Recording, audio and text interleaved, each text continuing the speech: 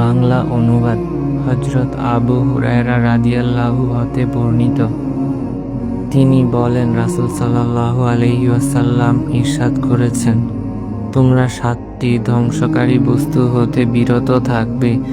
সাহাবীগণ জিজ্ঞাসা করলেন, হে আল্লাহর রাসূল, সে বস্তুগুলো কি কি?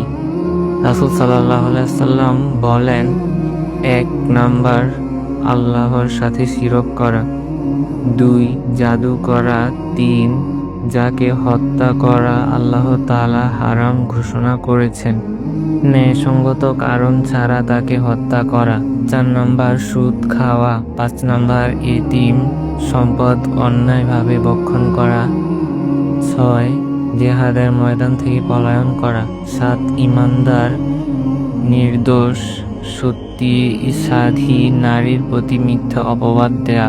বুখারী ও মুসলিম।